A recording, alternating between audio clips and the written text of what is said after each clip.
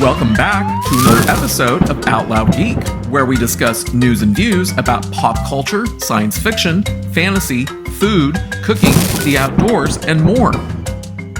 According to two websites, Thursday, August 10th, 2023 was the final day that Transformers Rise of the Beasts was playing in any movie theaters within the United States. And while there may yet be some limited theater showings occurring internationally, the movie's theatrical run is essentially over at this point in time. And its theatrical run didn't last that long given that the movie had premiered on June 9th. So to begin this post-mortem, I'll begin with the movie's domestic opening weekend box office, in which the movie earned $61 million, which was higher than the domestic opening weekends for the franchise's two previous movies, 2017's Transformers: The Last Knight and 2018's Bumblebee, as illustrated by this chart. So while Transformers: Rise of the Beasts did seemingly manage to turn the franchise's domestic fortunes around slightly, a closer examination of just how many actual tickets were sold in the US needs to be taken into consideration, since average movie theater ticket prices have steadily increased due to inflation since the first movie in the franchise opened in theaters way back in 2007. This next chart illustrates the number of actual tickets purchased during each movie's domestic opening weekend, which were obtained by dividing each movie's domestic opening weekend box office earnings by the average movie theater ticket price that existed when each movie premiered. And it shows that more than twice as many people saw Transformers: Rise of the Beasts than 2018's Bumblebee during their respective opening weekends. And while that may seem impressive, domestically only around 800,000 more went to see this latest Transformers movie during its opening weekend than during the opening weekend for 2017's Transformers: The Last Knight. However, when we compare the 5.8 million movie theater tickets bought domestically by people to see Transformers: Rise of the Beasts during its opening weekend with the number of people who purchased tickets to see the franchise's three most financially successful movies during their respective opening weekends, the numbers aren't even close, with the lowest of those three, 2011's Transformers: Dark of the Moon, having sold more than double the number of tickets. So while more people went to see Transformers: Rise of the Beasts domestically for its opening weekend as compared with its two most recent predecessors, can this be viewed as an indication of renewed interest in the Transformers franchise in the US? To answer that, we'll need to take a look at the final domestic box office totals for all 7 movies in the franchise, as well as how many tickets were sold domestically for each one. Since August 10th, 2023, the final domestic box office earnings for Transformers: Rise of the Beasts sits at just below $157.1 million, which ranks as the 5th highest grossing movie for the franchise in the US. And as with the domestic opening weekend box office, Rise of the Beasts earned more domestically overall than its two predecessors, but those final domestic earnings fell well below the final domestic earnings for the first 4 movies in the franchise. But can we label this rise in final domestic box office earnings as compared with the two previous movies a positive turnaround for the Transformers franchise in the US? When we take a look at the total number of tickets sold domestically for each of the movies across the entire franchise, we very quickly see that there was an increase of only slightly less than 954,000 tickets sold for Transformers: Rise of the Beasts as compared with 2018's Bumblebee, which works out to an increase of only 6.8%. And that's really not very much of an increase. But as compared with 2017's Transformers: The Last Knight, there was only a 404,000 increase in the total number of tickets sold, which was only a minuscule increase of 2.8%. So in reality, over the period of 6 years that encompasses these 3 most recent Transformers movies, the total number of tickets sold domestically for each one barely changed.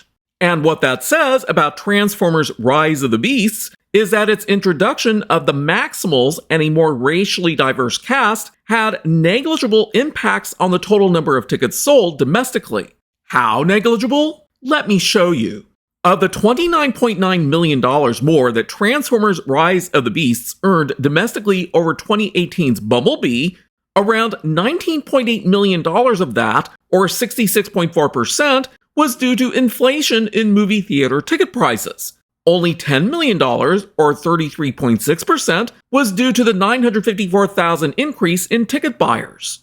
Then, of the $26.9 million more that Transformers Rise of the Beasts earned domestically over 2017's Transformers The Last Night, around $22.6 million of that, or 84.2%, was due to inflation. Only $4.3 million, or 15.8%, was due to the $404,000 increase in ticket buyers.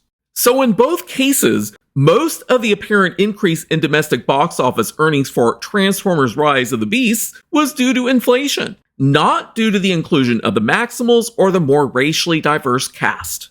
And since all three of these most recent Transformers movies have attracted practically the same 14 to 15 million people each time, which is around 4.4% of the entire US population, that ticket buying group may represent the approximate size of the Transformers fan base within the US.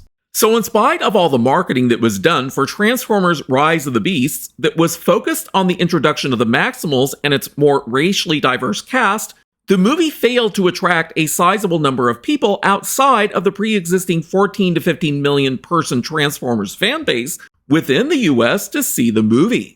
The drop in the total number of domestic ticket buyers between 2014's Transformers Age of Extinction and 2017's Transformers The Last Night was around 50%, and has not been significantly improved upon in 9 years. 2014's Transformers Age of Extinction represents the last movie in the franchise that was genuinely able to gain a broader interest in the franchise within the US that was beyond its apparent 14 to 15 million person fan base.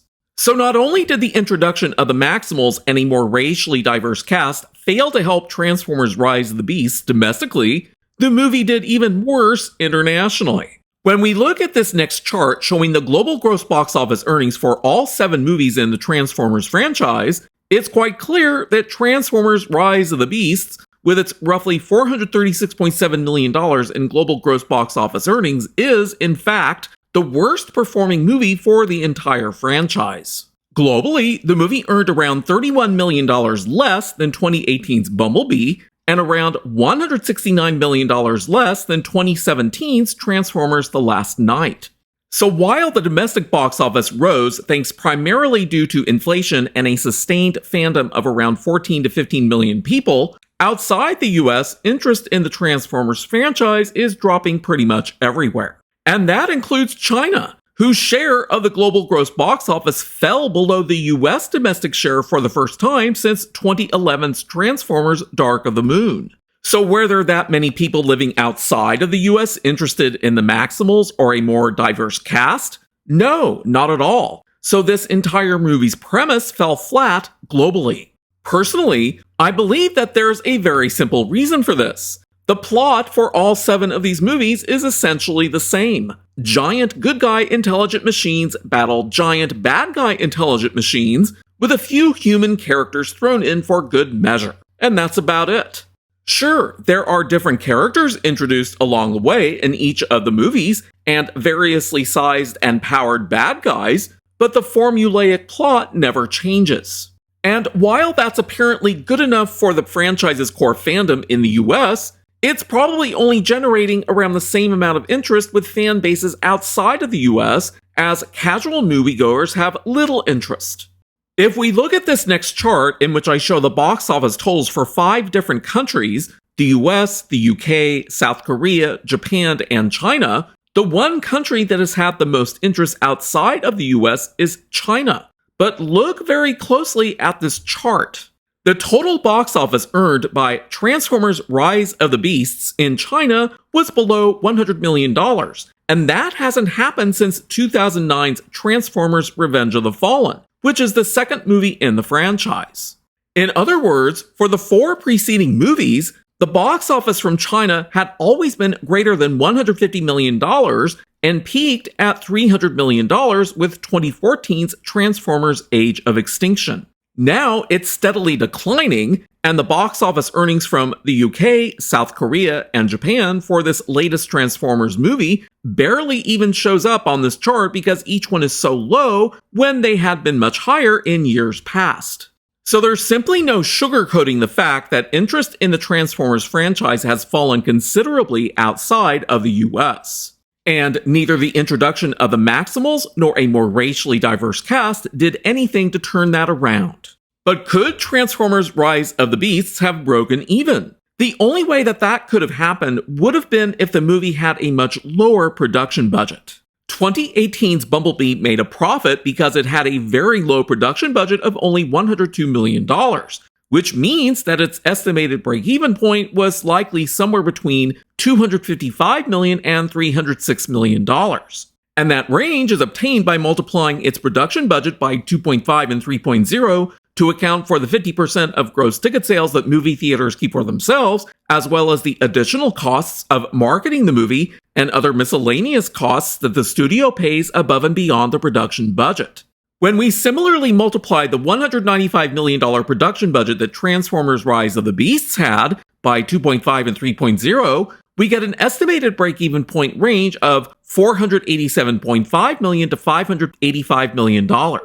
So with its global gross box office earnings of around $436.7 million, the movie has lost around $50.8 million to $148.3 million in global gross box office revenue. And when we divide that range by 2, we quickly see that Paramount Pictures and Hasbro has lost somewhere between $25.4 million to $74.2 million.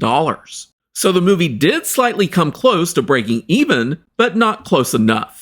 Now, if we were to go backwards and divide the movie's final global gross box office earnings of $436.7 million by 3.0, then we can estimate that had Paramount Pictures and Hasbro not spent more than around $145.6 million to produce the movie, which is $49.4 million less than what they did spend to produce it, then Transformers Rise of the Beasts could have broken even.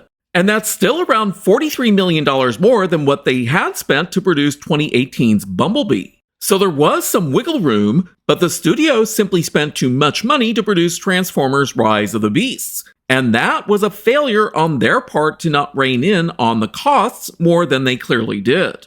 And now I will ask one final question before I close out this video. Should Paramount Pictures and Hasbro produce an 8th Transformers movie following the failure of Transformers Rise of the Beasts to break even?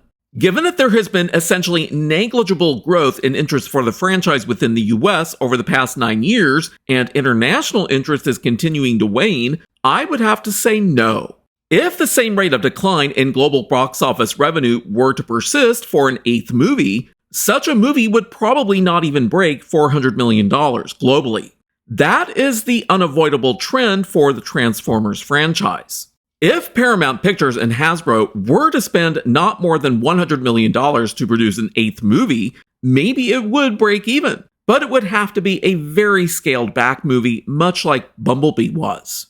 In my opinion, the numbers speak volumes, and what they ultimately say is that the Transformers movie franchise is done. The best thing that Paramount Pictures and Hasbro could do at this point is to let it rest in peace and find something completely new and different to produce instead. Because chances are that something entirely new and different will attract a much broader audience, just like the movies Barbie and Oppenheimer were able to do. Thanks for watching today, and a huge thanks to everyone who has subscribed to our channel. We appreciate your support. If you enjoyed this video, please press the like button, and please feel free to share a comment. If you'd like to help support this channel, please press the red subscribe button, and please press the bell to receive notifications for new content. You can also find us on Facebook, Instagram, Threads, and Twitter by clicking on the links in the description. Until next time, this is Out Loud Geek.